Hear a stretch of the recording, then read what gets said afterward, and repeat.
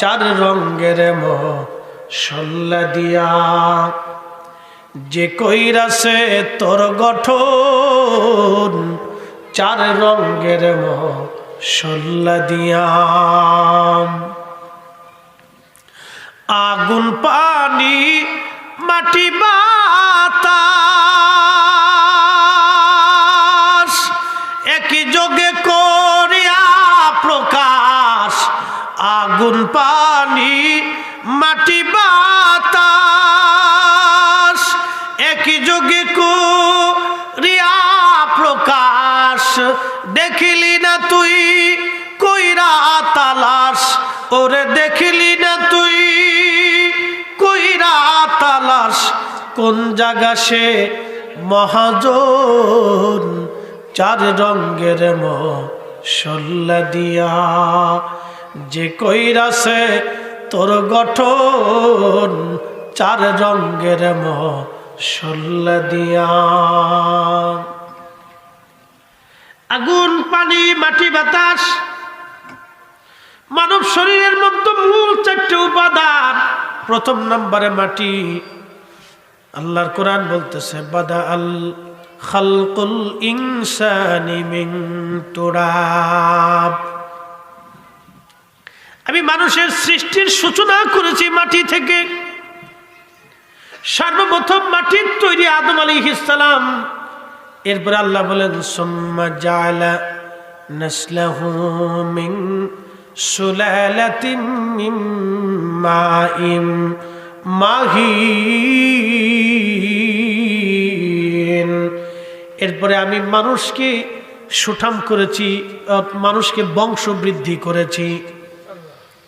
মানুষের বংশ বৃদ্ধি করলাম, নসল বানাইলাম, ছেলে মেয়ে বানাইলাম, ছেলে মেয়ে থেকে আরো ছেলে মেয়ে বানাইলাম।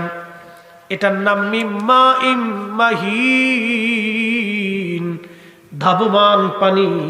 পুরুষের পৃষ্ঠদেশ থেকে বিশেষ অঙ্গ দিয়ে আল্লাহ বের করে দেন, নারীর বক্ষ থেকে বিশেষ অঙ্গ দিয়ে আল্লাহ পাক মায়ের জরায়ু রেহেমের ভিতরে আল্লাহ একত্রিত করে দেন। এই নুতফার ভিতরে থাকে শুক্রাণু ডিম্বাণু।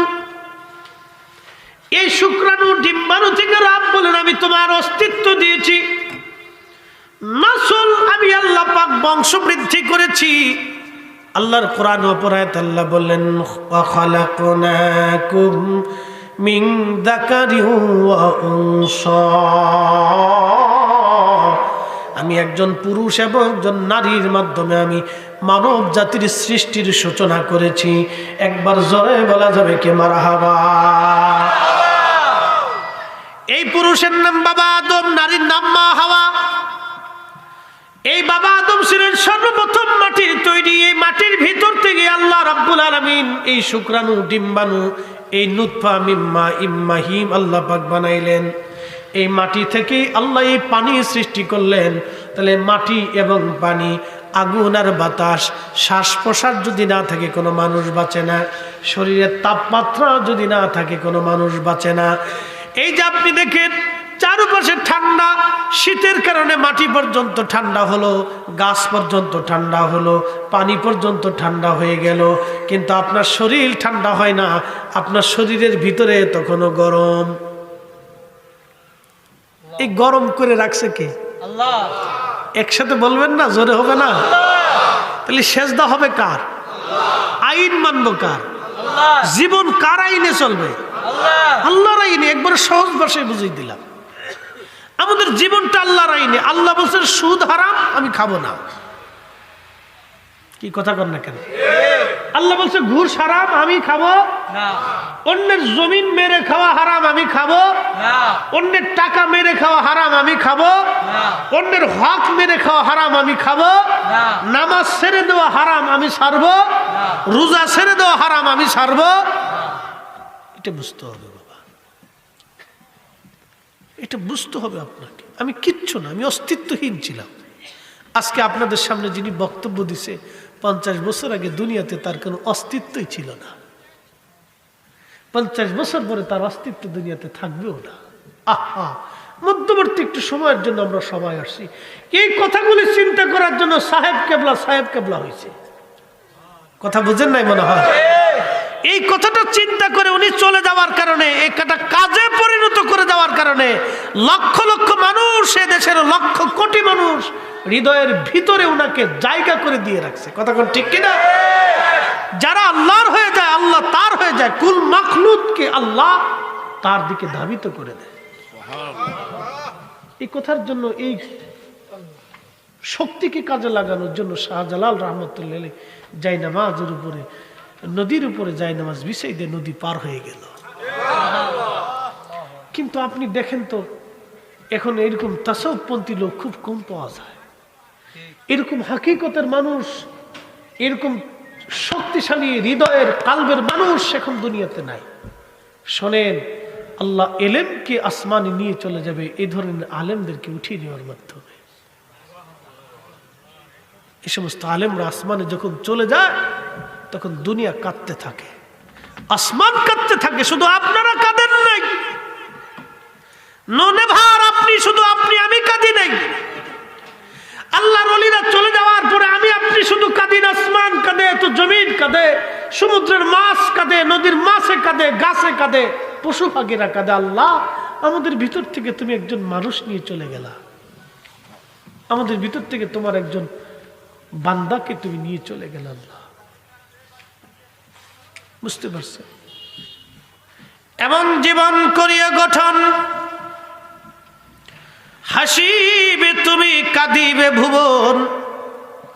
দুনিয়াতে যখন আমি আর আপনি এসেছিলাম, তখন দাদা দাদি, নানা নানি, খালা খালু, মামা মামি, প্রতিবেশী, আত্মীয় স্বজন, বাবা মা সবাই হেসেছিল, আমি কেঁদেছিলাম। আবার আমি যখন দুনিয়ার থেকে চলে যাব, সবাই কাঁদবে আর আমি হাসবো। এটার নাম জীবন। জীবন জীবন তার অর্থ হলো নিজেকে আল্লাহর কুদরতি কদমে সুপর্দ করে দেওয়ার নাম হলো মুসলমানি। কথা ঠিক কিনা? নিজেকে আল্লাহর হুকুমের কাছে। কার হুকুম? জোরে বলেন, কার? কার? নিজেকে আল্লাহর হুকুমের কাছে মাথা নত করে দেওয়ার নামই মুসলমানি।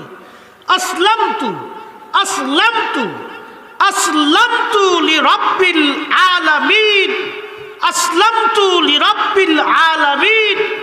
আমি আমার সেই মালিকের কাছে আত্মসমর্পণ করলাম, সারেন্ডার করলাম।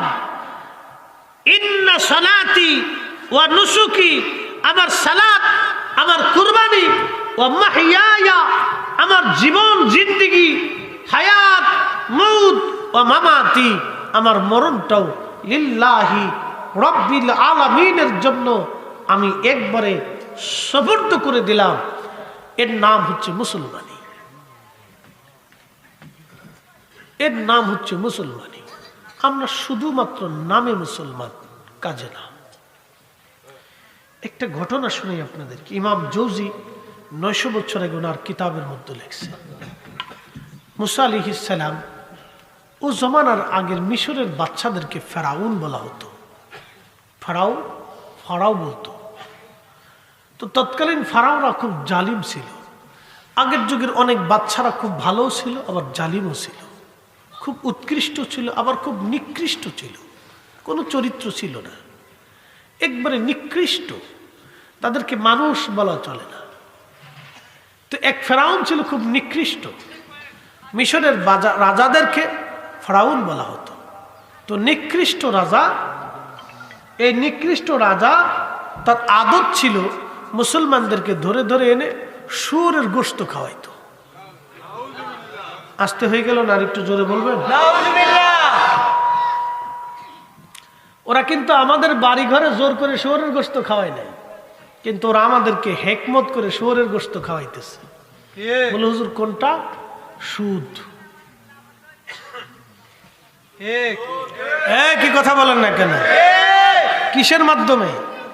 সুদের মাধ্যমে আপনাকে শুয়োরের গোশত খাওয়াইতেছে। বলে, হুজুর এটা কিভাবে বললেন? শুয়োর তো দেশে জবাই হয় না।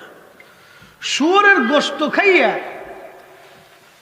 যেরকম হারাম, সুদের টাকা দিয়ে খাসির গোশত ওই রকমই হারাম।